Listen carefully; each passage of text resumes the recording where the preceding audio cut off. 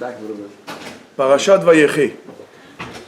Parashat Vayechi is called a parasha. It's called a parasha stuma. Yonatan, you can sit next to me here. Yeah, absolutely. It's called a parasha stuma.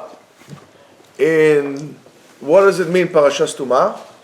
In the Sefer Torah, there's no space between the end of last week's parasha and the beginning of this week's parasha. There's no end. It's just like one section.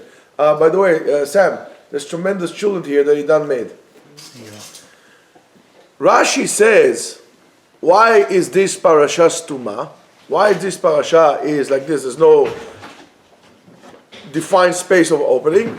And he says, Lefi shekevan sheniftar Yaakov Avinu, since Yaakov died, נסתיימו עיניהם ולליבם של ישראל מצרת השעבוד שהתחילו לשבתם. In other words, when Yaakov died, the eyes of the Jews kind of became clogged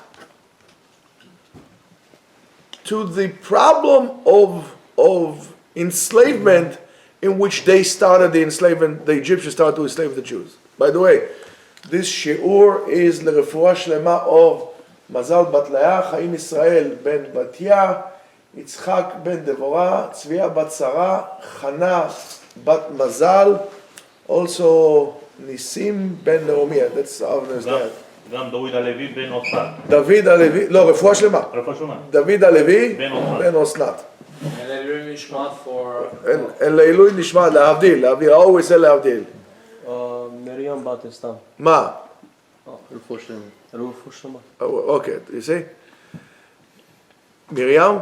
בת אסתם. בת אסתם, okay. No more רפואה שלמה, that's it. Everybody should be happy and healthy and עילוי נשמת, בעזרת השם next week, the sponsor of the year. What's the עילוי נשמת? חפצי בת שמירה. חפצי בת? שמירה. שמירה? Okay. שמירה. Let me be. My grandmother. So from the moment that Yaakov died, already they start to see certain indication of enslavement. And at that moment, the darkness of the Galut start to come about. As long as Yaakov Avinu was alive, Eretz Mitzrayim, the land of Egypt, was blessed because of him, of course, and because of him, Bnei Israel were secure, were safe. Now that Yaakov Avinu, that Tzaddik, was niftar, already you started to hear different voices from the house of Paro. Already it's not the same, as they say, same old, same old. It's not to get different. By the way, as you can see all over the world. This parasha is very relevant to the whole entire world, to the whole whatever is happening today, just like any other parasha. But we need to pay attention to what Rashi says when he uses the term Nistemu einehem velibam shel Israel. The eyes and the heart of the Jews closed in. Nistam means clogged, closed in. In other words, they did not become slave immediately. They did not become slave immediately. Yosef was still alive, thank you. Yosef still ruled Egypt. Life was still going on, just as Yaakov Avinu left them. As they say, life goes on. You know, when they tell you, something Chas v'Shalom bad happens, and you hear anybody tells you, don't worry about it, keep on with your life, keep on going with your life, whatever you know that things are really bad. Okay? But regardless of that, something already had changed. Their ability to see things clearly has changed. The heart became more closed. Bnei Israel were fruitful and multiplied. They had a lot of children and so on and so forth. But they continue so-called with the regular life. You know? And that's very sad, and it's really for us also to pay attention. Because the kesher, the connection to the neshama, to the spiritual aspect of themselves, start to get a little shaky. it wasn't as tight as it was beforehand. Then, just like today, Am Israel lives in a way, free life, right? We live free life. But without remembering the source, without remembering HaKadosh Baruch Hu, without remembering the true essence of what does it mean to be free, the power of the Klippa of Mitzrayim would slowly, slowly overwhelm us all. And that is something for us to be concerned. The Klippa of Mitzrayim, Mitzrayim mishum leheitzer. Leheitzer is to make things tight, not comfortable. And you see it today. All these para-satans that demonstrate all over the place make it uncomfortable for us. We still have freedom, but we're losing sight. We're losing sight slowly, slowly. The medicine will be, the cure will be to connect ourselves back with the spirituality and not to forget HaKadosh Baruch Hu in anything we do. Now the parasha is called Parashat Vayechi because Dafka specifically, when they start to decline into the enslavement of Egypt, and the enslavement of Egypt does not necessarily mean working hard right away. So all of a sudden you can't do what you want to do. Even if it means to be politically correct, that's also a force of enslavement. What do you mean? I thought I have free speech. By the way, it's such hoax, this whole political correctness. Everybody can say, eradicate the Jews for this, that, everything like this. But I cannot call this one that or that one this. When it comes to the Jews, all bets are off. I don't know about you guys, but honestly, I'm sick and tired of it. I'm sick and tired of it. I mean, it seems like the police cannot do anything that they want to do.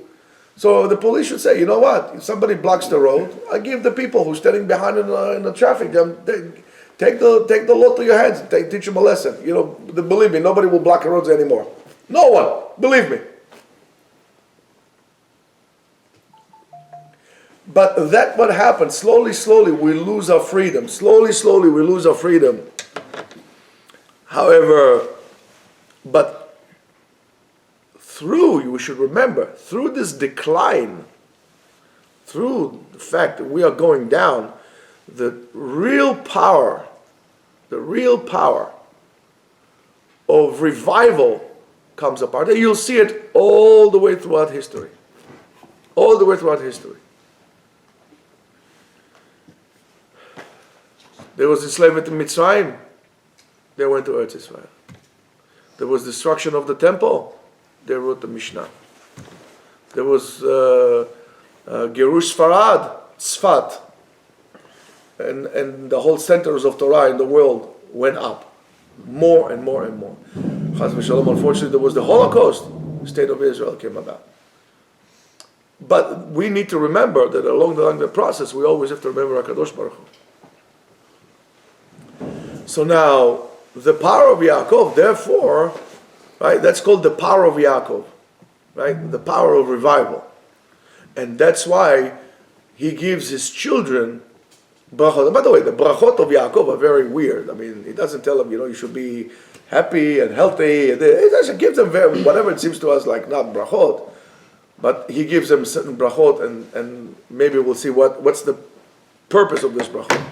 But the whole issue of making a bracha, making a blessing, is a very, very deep concept, carries within a deep concept, that really has to do with the power of words and the ability of words to change reality.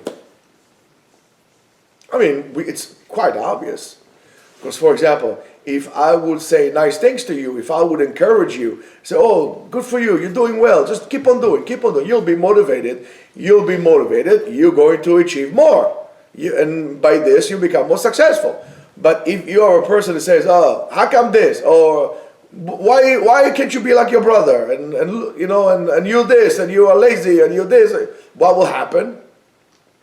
You will not be motivated. And mimele, you're going to destroy yourself and everybody else. That's why as a parent, you need to understand, you need to look at the avot and would see what the Avot did in order not to make your own mistakes. Learn from them what they did, how to approach it.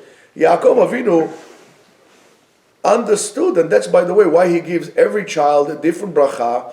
That will be the best bracha for him to complete him. It's an individual bracha. He doesn't give a general bracha. He gives an individual bracha. Each one for whatever will be best for him.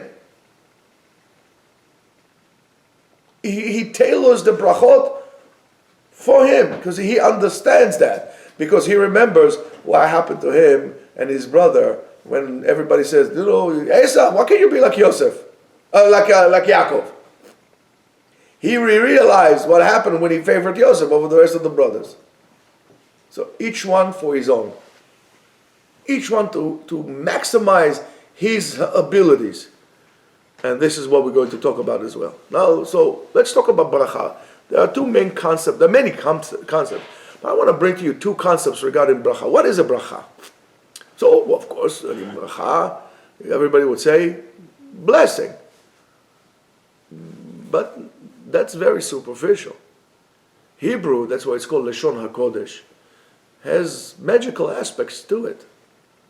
You can learn much more about the words by seeing how they were structured. So, for example, the word bracha, one aspect of it is chibur, connection. It connects things. For example, if you're going to take, for example, a branch of a plant. If you want it to grow roots, what do you have to do?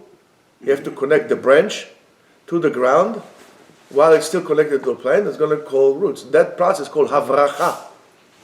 Berech. What does the berech, bet, resh, chaf, what does the berech do? Connects the leg together, makes it together. The shok to the yarech. Connects it. Right? So, as much as, for example, the berech, the knee, connects the parts of the legs together, so is the job of the bracha to connect things, to put things together. So from that we could learn that if bracha is to connect, klala, to curse, is to separate. Klala means separation. Klala means, curse means disconnect. So when a person, for example, takes an apple, takes a banana, and he makes a bracha on the apple, what happens? He takes something that is physical, and it connects it to a spiritual aspect. I'm taking the apple, which is physical, or the banana, or whatever you have it, and I'm connecting it to a spiritual realm. I'm basically, that's what the Ari writes, when I'm making a bracha, I'm elevating. What do you mean I'm elevating? What, I'm putting an elevator up, elevator down? What does it mean elevating? An apple doesn't have any spiritual aspect to it. How do I elevate it? I'm turning it into something else. What happens? Right? So, in a way, when I'm making a bracha, I'm saying this apple, I realize that it's not just disconnected from HaKadosh Baruch Hu. This apple is not connected from creation. How? It's going to enter me and it's going to revive me. I'm making that awareness, I'm bringing that attention, that mindfulness to what I'm doing. So right now, I'm not just eating, because there would not be difference between me or a horse that eats an apple. I'm elevating this apple now. I'm connecting it. That's called bracha levarech. You have to make a bracha. That's why when a person makes a bracha for his children on Shabbat, right? What is he saying there? Right? What bracha? Yevarecha Hashem v'yishmerecha, right? And so on and so forth, right? What is he saying? My dear children, they run all over the world. They do whatever they want. I want to connect you, my children, to the hashgacha of the Kadosh Baruch Hu. I'm going to connect you so you won't be disconnected from Kadosh Baruch Hu. So you're not going to be disconnected from me. So you're not going to be disconnected from yourself. I'm giving you this bracha, this spiritual pulse to be able to help you to get through life. Because without spirituality, you're lost. You're lost without spirituality. So that's and the Kiddush on Shabbat is a good time to do so. And by the way, it's very nice to give a bracha to your children, but don't forget, especially you guys, you have a wife. What's wrong to give a bracha to your wife? It's a beautiful thing. Acknowledge the role of your wife in your life. And if your wife wants to give you a bracha, let it be it.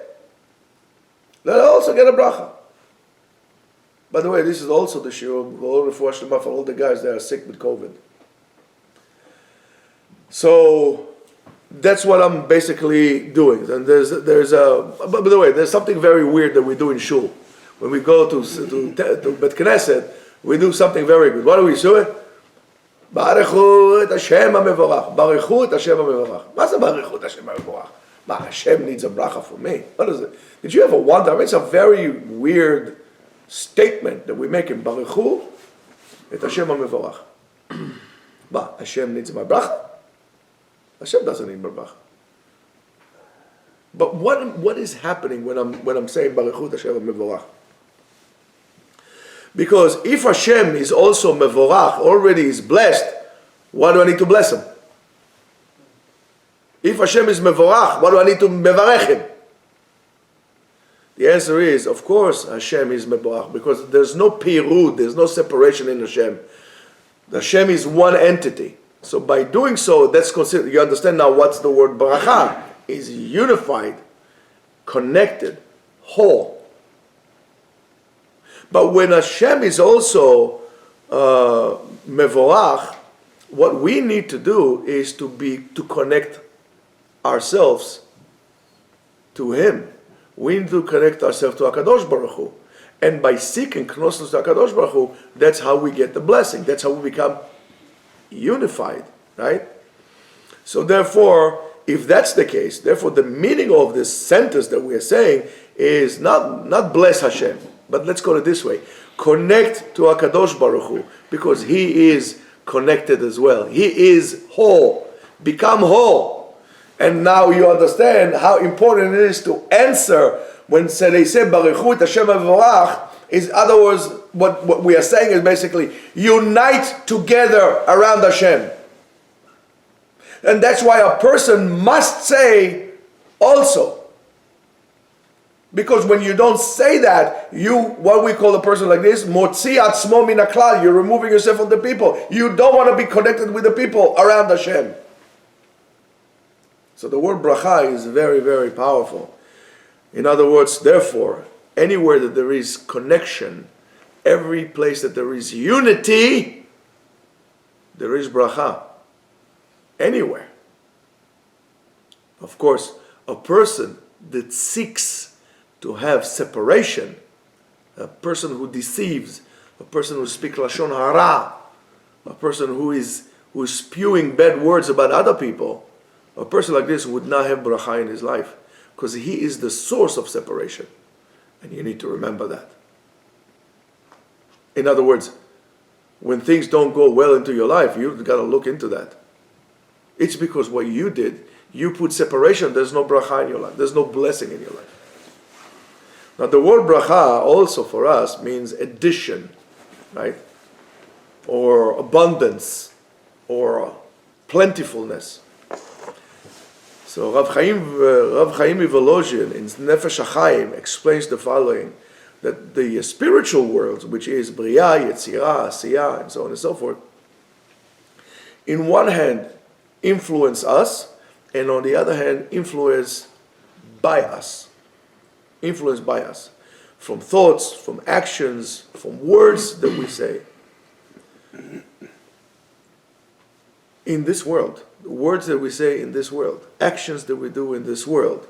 So for example, if we're going to become, chas v'shalom, cruel to one another, there's going to be consequences. The consequences are going to be both spiritual and physical.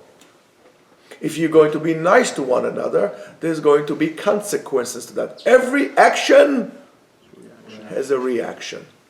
You push something in 50 pounds this way, it would resist you with 50 pounds that way. You do good, good comes your way. You do bad, bad comes your way. And bad comes your way not only in physical things, also in spiritual things.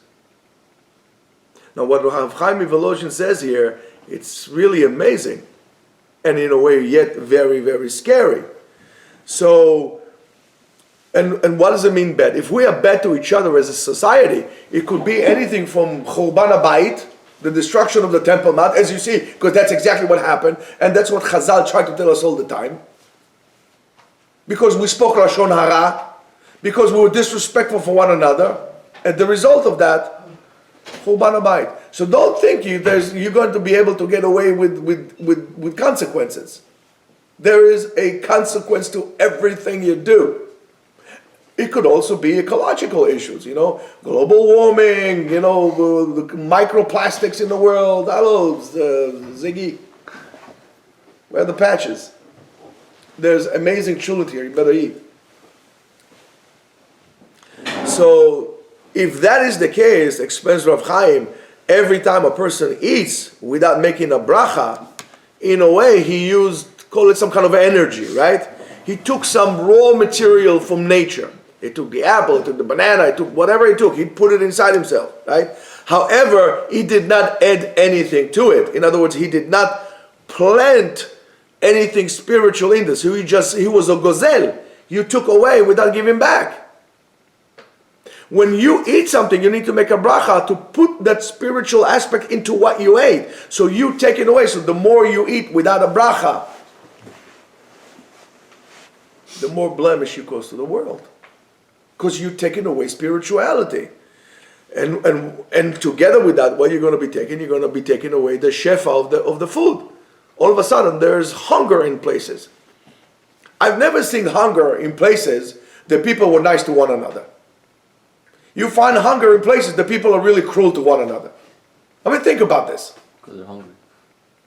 No, because they brought it to themselves. If they would be nice to one another, there would not be. They would work. They would help one another. They would chip in. But when it's like what we call eretz ochelet yoshveha, when you eat one another, right? Well, the universe, as you want to call it, as new age as we are, the universe will respond to you back.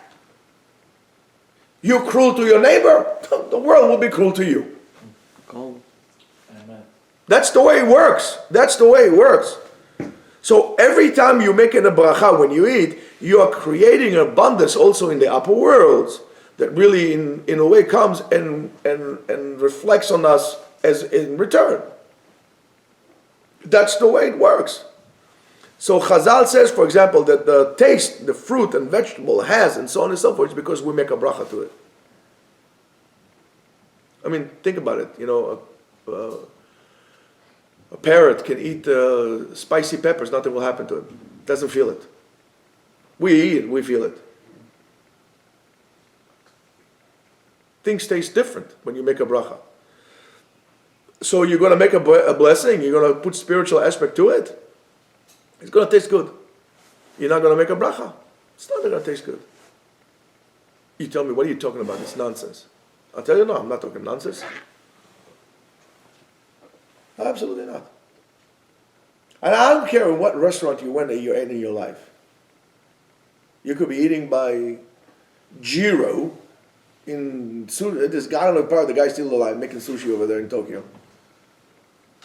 But you would never substitute your mother's food for any restaurant you ate. Now, I might taste your mother's food, it might not taste so good for me, but you're going to say, what are you talking about? It's the best thing ever. Why? Because your mother cared about you. And she put something from herself into that. It was through the spirituality your mom put in, or your wife put in. But when you go to the restaurant, the guy doesn't care about you, he cares about the money, he cares about his reputation. And that's why it's fake. Hey, that's why you should be very careful to go eat in restaurants. There's no spiritual input into the food you eat. You're basically eating spiritual free food. Spiritual free food. You want to show somebody you love them? You want to show your wife you love her? Not a problem. Don't take her out to a restaurant, cook for her. If your wife insists on going to restaurants instead of you cooking for her, I think you should be worried. She probably doesn't want to share that intimacy with you of having something that you did for her. She would rather have a stranger, not you. And the other way around. I would rather eat a pasta, plain pasta, that my wife made me, than a 5-star Michelin restaurant, if there is such thing. Probably there's only 3. And I'm telling you the truth. Because I know my wife made it for me.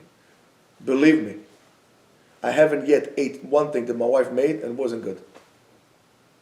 Or my mother made. Or cookies that my daughters made, even though I shouldn't have them. They taste different. No cookie from any factory will taste as good as a cookie that somebody that loves you made for you. Why? Spiritual inside. A spiritual component that nobody could replace. Things that were made out of love taste different. That's exactly what Chazal tells us. And the same thing when a person goes to somebody to get a bracha, he wants basically his life to be better. He wants more physical or spiritual abundance, right? He believes that in the power of the blessing, the powers of the word, the blessing will come. There is such thing. Otherwise, why would you be afraid if somebody curses you? Right? Of course, the bracha needs an action to follow as well. Don't just wait like this to have a bracha. I mean, you haven't yet gone to. I haven't seen a person that went to a tzaddik to get a rebbe to get a bracha for parnasa. He can get the whole bracha in the world, but he needs to go to work. If you want to have kids, well, yes, go get a bracha, but actually you have to do whatever it takes to have kids. You're not just going to sit like this and your wife will get pregnant. I mean, if that happens, I think you have a problem again. Huh? Do a DNA test afterwards. Yeah, we do. We already had a problem like this in history, like a few years ago. But yeah, right. So this is also when a person gives his sons a bracha, he wishes him abundance, and he also wishes him a connection to endless abundance. So therefore, what will be a klala according to this explanation? To the second explanation, a curse, a klala, is when there is no abundance, there is no food, there is no parnasa, there is no happy married life. There is food, but that doesn't taste like anything. You eat food, instead of getting healthy, you get sick. That's a curse. Look at where we are today. Everybody is individual. Everybody is for his own. Very few people. And God bless the nation of Israel. They're being such amazing people to go in and they give from themselves and they help and they volunteer and they do crazy things. That brings abundance. That's why every place that the Jew lands flourishes. You kick the Jews out, the place goes bonkers. Anyway, that's a fact. Go argue with facts.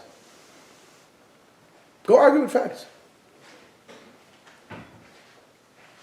You have disconnect with your wife, means there's no bracha, there's no chibur. Why? There's no spiritual aspect to you. Probably it was all physical. And that could only last you so long. You need to understand that. You need to do things that are spiritually enriching, not physically enriching. So as a couple, you need to do something that is spiritually meaningful, not only for your stomach, also for your neshama. Not just going on vacation to Yehobitzville without having any connection together. That's why I said, you better off sit down on the sunset, watching the sunset with your wife, hold hand in hand. They will be much better off than you going to Bermuda, Bahama, come a pretty mama, or whatever it is that you go. Or Cancun, to Acapulco, or to Gehenna, whatever you'll go. Or going on a cruise to nowhere.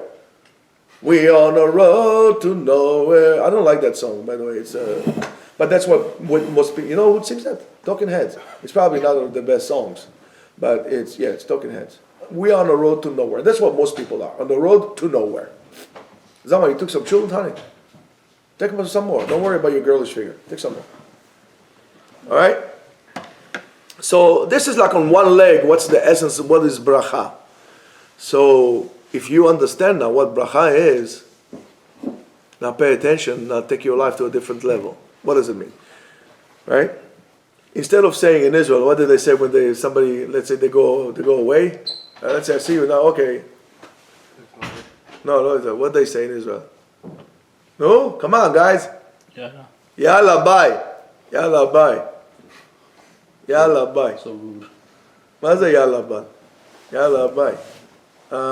יאללה ביי. Don't forget the Yeah, if you want to be a real Israeli guy, say Bye. Bye.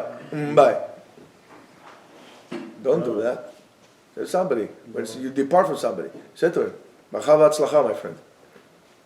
ברכה והצלחה. Wish him good. Wish him to be connected. But we are not spiritual. We lost this. We don't understand what it is. We don't understand the importance of unity, of putting things together. We fight over stupidity as people. And guess what? We pay the price.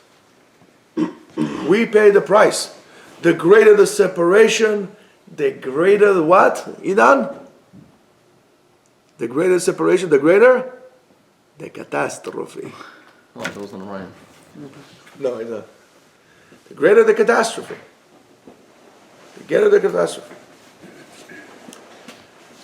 So, one of the things that bring us to a big level of separation, especially now, is anger.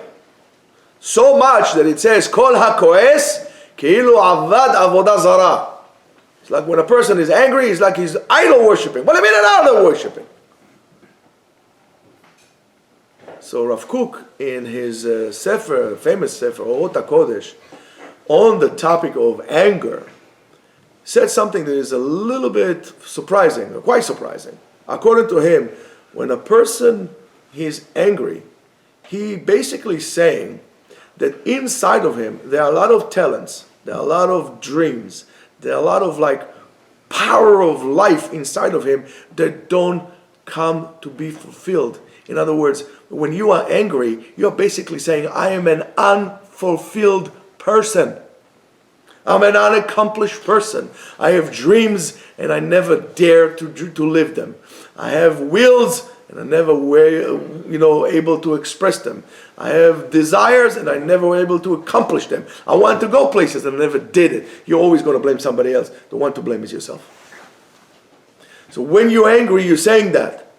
Basically about yourself. You indicate about yourself. So according to Rav Kook, to his idea, the real concept or the real way to solve the problem, like when you're doing a root canal, to get down to the bottom of the issue, is understanding, and this is, by the way, the only way in which you could understand where is it coming from and how to control your anger. It's not like, okay, you're angry, okay, let me give you a massage and relax. That doesn't solve the anger.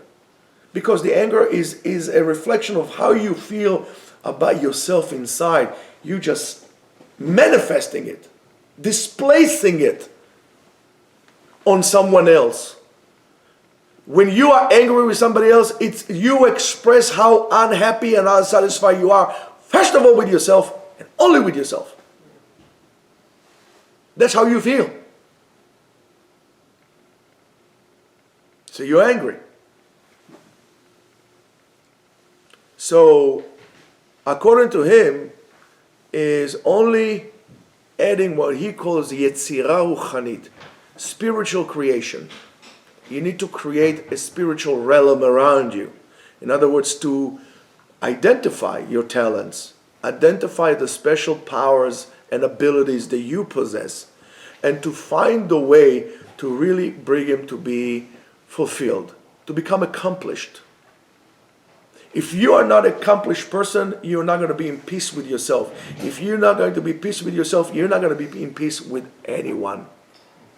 Don't think that if you are not in peace with yourself, you're going to get married and that's going to be the medicine. You're going to be in lack of harmony with the other person as well. You need to be in full harmony with yourself before you present yourself to another person. Nobody wants a project. You're trying to build something together with two hands tied behind your back. You can't do that. So that cast, that anger brings a separation. Now, by the way, when arguments, like if I'm chas v'shalom angry at Idan, so that will bring a separation between me and him.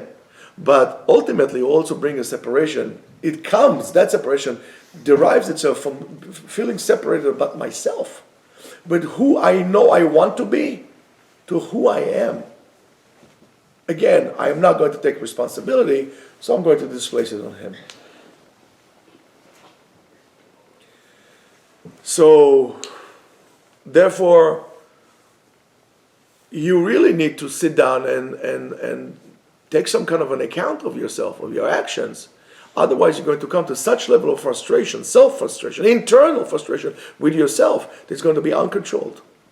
And then you're going to try to control other people. You can't control yourself, you would control other people. And that makes you even a lousier human being. And that brings Peirud. Listen, we are in a very, very difficult and unique time.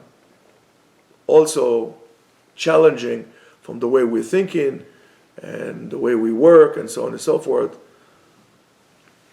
And especially how we deal with levels of anger, jealousy, anger. All these things are all one thing. It shows internal lack of harmony, a state of internal chaos. In Sefer Yetzirah, there is a straightforward, detailed, for the 12 months of the year, what could be achieved in every month different than the other month. Especially to the relevant spiritual work of that particular month. We are right now in the month of Tevet.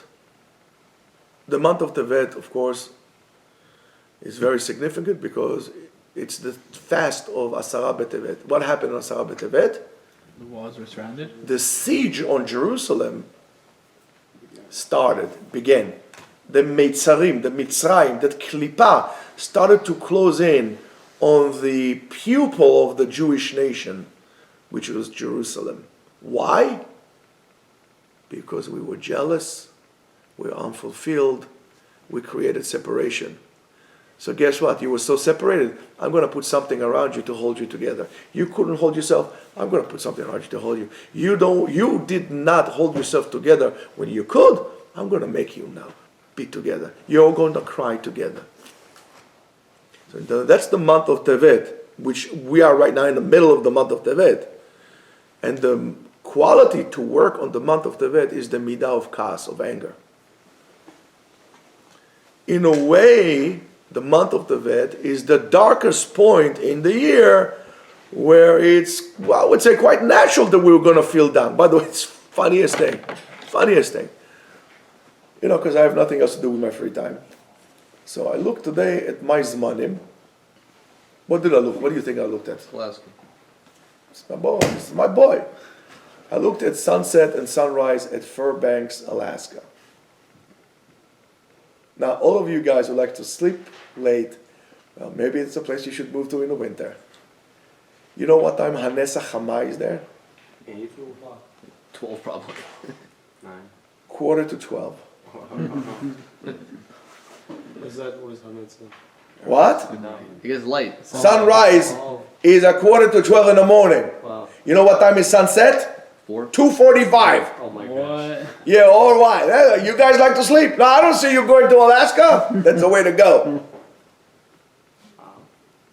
So of course we're going to feel a little, Together. There's no time to do. I mean, you snooze a little bit, you're out. It's already tough for RV. But you're talking about. There's no Sfardi minyan there. There's no Sfardi minyan there, especially not on Shabbat or selling. It's like by the time you sell, it's going to be like Tuesday. So the days are very short, and we feel the peak of winter, even though it's kind of warm. Recently it's raining a lot, but. There's a lot of darkness around us, and especially it's even darker, just like when Yaakov Avinu was in Mitzrayim, there was great light. So is to us in Tevet. We had the great light of Hanukkah, great spiritual light of Hanukkah. And after that it disappeared, and now the darkness came. So all this thing right away, there's kind of like a lack of willingness to work on we kind of slacking on a spiritual thing, and as a result of that, we develop the quality of anger, and all these external conditions are to really so-called justify. It's an excuse to be angry. It's an excuse to blame people, to express frustration, to express difficulty. Right? When there's light, you're positive. It's all good. But because of that, at the end we merit, in other words, because it's going to be so difficult for us, this month especially, we merit with a special siyata d'shamaya to really help us elevate ourselves spiritually. So if you want to connect yourself spiritually, now it's the best time. In the greatest place of darkness, that's when you do it. Because now Kadosh Baruch Hu says this, I got to make it fair to my guys. It's dark now. There's a great light of Hanukkah. The days are short. We're suffering from, short daylight syndrome, whatever you call this thing, right? Seasonal headache, yeah, whatever you call this thing, yeah. There's a whole thing about this. Yes, lack of vitamin D. Lack of bleach if you have, whatever, Lack of all these things. So you can't make it. So Kadosh Baruch Hu says, you know what?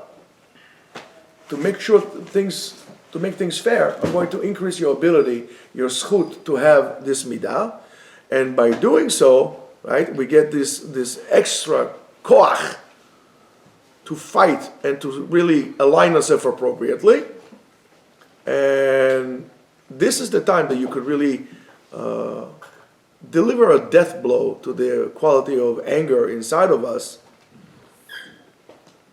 which bring us all the way down to basically to avodah zarah. Because if you understand what is anger comes from, if you understand, so basically anger comes from me.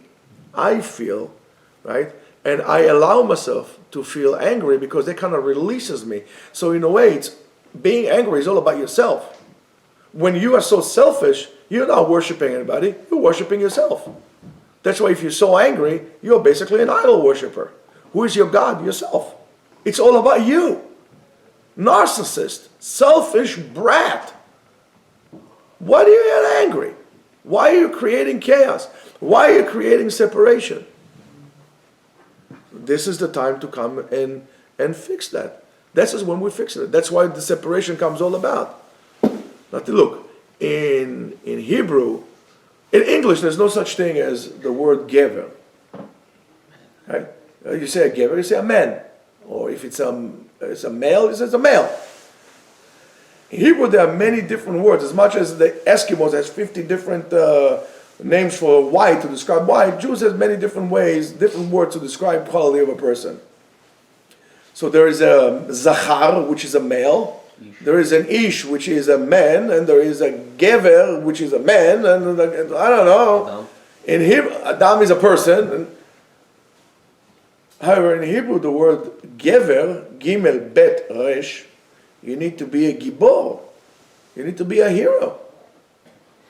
You need to be gover, to overcome. And Chazal told us, Ezu gibor, hakovesh it yitzor. You want to call yourself a hero? Control your emotions. Stop crying. Stop whining. Stop complaining. Complaining. Why do you complain? Look how much you have. You want to be a gever? You want to be a man? Might as well act like one. Stop complaining. Stop separating. Take responsibility. Become a boger. Boger means an adult. Put things together. Lift yourself up. Don't forget that Kadosh Baruch Hu never leave you. He's always going to be with you. Take responsibility and move on. Shabbat Shalom.